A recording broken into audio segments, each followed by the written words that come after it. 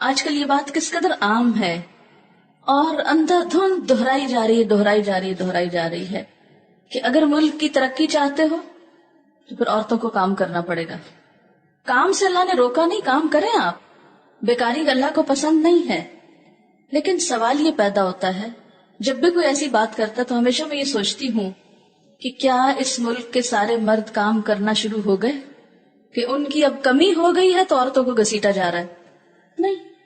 اور آپ نے دیکھا ہوگا کہ بسا اوقات عورتیں کام کر رہی ہوتی ہیں اور مرد گھر میں آرام کر رہے ہوتے ہیں، نشہ کر رہے ہوتے ہیں، اور جو کچھ بیچاری کھانے پینے کو کما کے لے جاتی ہیں وہ اس سے بھی وہ چھین کے غلط کام اس سے کرتے ہیں. یاد رکھیں کہ بنیادی طور پر عورت کی صلاحیت اور اہلیت کے ساتھ کام کرنے کی میں مخالف نہیں ہوں کہ اگر ایک عورت قابل ہے یا اس کے اندر اہلیت ہے یا وہ اپنی بنیادی ذمہ داریوں سے فارغ ہے، کام کرے. صحابیات میں مثالیں ملتی ہیں کام کی. کام کرنا منع نہیں، لیکن یہ نعرہ غلط ہے کہ جب تک عورت کام نہیں کرے گی اس وقت تک ترقی نہیں ہو سکتی. اب دیکھیں کہ ایک عورت جب کام کرتی ہے کسی بھی ادارے میں، مثلا عورتوں نے اور مردوں دونوں نے اپلائی کیا، عورت کو سلیکٹ کر لیا گیا، مردوں کو ریجیکٹ کر دیا گیا. مثلا ایک کیس ہے جس میں شوہر اور بیوی دونوں نے اپلائی کیا کہ اس میں بیوی کی سلیکشن ہو گئی اور شوہر ریجیکٹ قرار دیا گیا. اب کیا ہو رہا ہے کہ بظاہر شیطان نے بہت خوش نما بنا دیا، بہت احساس عورت کو دلا دیا کہ وہ تو بہت قابل ہے اور اس کے مقابلے میں اس کا شوہر جو ہے وہ بہت ہی غیر اہم چیز ہے.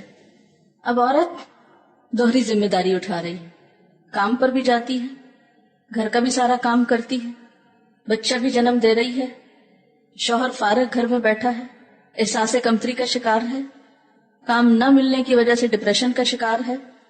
اس سارے کا وبال کس پہ پڑے گا؟ کس کا بھلا ہوا؟ اس میں عورت کی کیا بھلائی ہے؟ کچھ بھی نہیں. لیکن ہم خوش ہیں.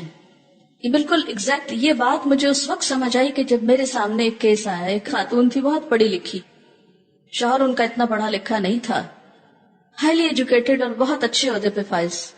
تو ایک دن انہوں نے ملنے کے لیے ٹائم لیا تو انہوں نے اپنا مسئلہ بتایا اور آنسوؤں سے رو رہی تھی کہ میں کام بھی کر کے آتی ہوں، گھر بھی چلاتی ہوں، بچے بھی پیدا کر رہی ہوں، سب کچھ میرے ذمہ پہ پڑ گیا ہے اور شوہر میرے کے پاس جاب نہیں ہے، لہٰذا اس کی ضرورت پوری نہیں کر سکتی، اس سے جھڑکیاں کھاتی ہوں، اسے جو احساس کمتری لگ گیا ہے اس کا وبال اور نزلہ بھی سب مجھ پہ گر رہا ہے.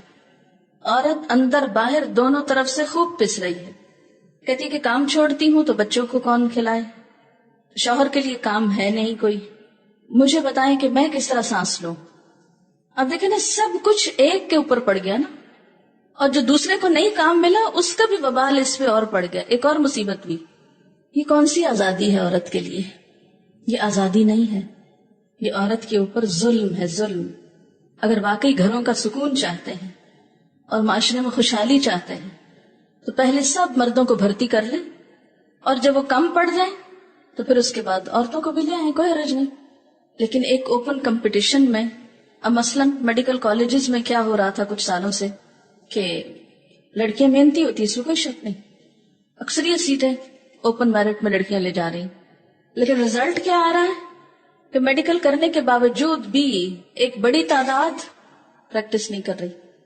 کئی سالوں کی محنت بھی ضائع، حکومت کا پیسہ بھی ضائع، اور بے شمار علاقے ایسے کہ جہاں ڈاکٹرز نہیں.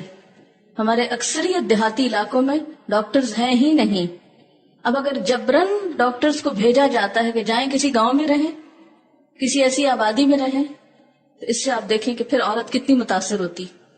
اگر اس کا شوہر ساتھ نہیں ہے اور اسے کسی گاؤں میں پوسٹ کر دیا گیا ہے، اس کے بچوں کی تعلیم، اس کی اپنی صحت، اس کی باقی ضروریات، ان سب کا کیا ہوگا؟ تو جب ہم نے فطرت کے اصول میں مداخلت کی، یہ فطرت کا اصول توڑا نا ہم نے، شیطان نے توڑوایا یہ خوبصورت خیال دلا کے. شیطان کا اصل کام پتہ کیا؟ کہ فَلَيُغَيِّرُنَّ خَلْقَ اللَّهِ، اللہ کی ساخت کو بدلیں گے. اللہ نے جس کو جس کام کے لیے پیدا کیا اس سے وہ چھڑوا کے کوئی اور کام لیں گے. اب آپ دیکھیں، عورت بیچاری تو مرد کا ہر کام کرتی ہے، لیکن مرد عورت کی ذمہ داری نہیں بانٹتا. وہ نہ بچے پیدا کرتا ہے. عورت اگر پیدا کر کے اس کے حوالے بھی کرے تو ان کو دو لگا کے پٹخا کے پھینکتا ہے کہ روتے ہیں، میں ان کو سنبھال نہیں سکتا، میں ان کی بیبی سٹنگ نہیں کر سکتا. اس کے اندر حوصلہ ہی نہیں، وہ اس لیے بنا ہی نہیں کہ وہ روتے بچے کو چپ کرا سکے. یہ ماں ہی کا کام ہے اور ماں غائب ہے. تو یہ کیا ہوا؟ سارے کا سارا فطرت کو بدل دیا گیا، اس کو مسخ کر دیا گیا. یہ ایک شیطانی ترغیب تھی، مگر ہم میں سے اکثریت اس کو ماننے کو بھی تیار نہیں ہوگی. نہ مانے.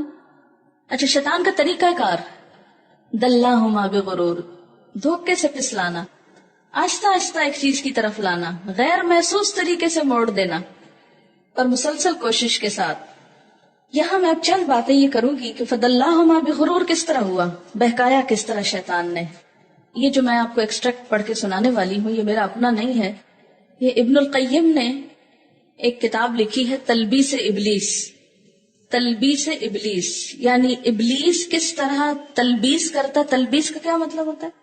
شبہ میں ڈالتا ہے، وسوسے کیسے ڈالتا ہے، غلط کام کیسے کراتا ہے. اس کے سٹیپس انہوں نے بیان کیے اور بڑے ہی زبردست ہیں. ہر سٹیپ کے ساتھ ہم ذرا اپنے آپ کو جج کریں. یہ کتاب اردو میں بھی ترجمہ ہو چکا ہے، اگر کوئی پڑھنا چاہے تو بہت زبردست کتاب ہے. اس کا خلاصہ ہے ایک باب کا، ابلیس کس طرح انسان کو وسوسہ دیتا ہے، کس طرح اس کو پھسلاتا ہے، کس طرح دھوکے کے ساتھ اپنے ڈھب پہ لے جاتا ہے. سب سے پہلی کوشش اس کی یہ ہوتی ہے کہ انسان شرک یا کفر میں مبتلا ہو جائے، کیونکہ یہ اس کے لیے سب سے آسان راستہ ہے. اگر انسان اس میں مبتلا ہو گیا تو کیا ہوگا؟ انسان کے ہر نیک عمل خود بخود ضائع ہوتا چلا جائے گا. پھر اس کو فکر نہیں ہوتی کہ اب انسان نیکی کر رہا ہے یا بدی کر رہا ہے، بس شرک کر لیا اور اس سے بے فکر ہو گیا. کیونکہ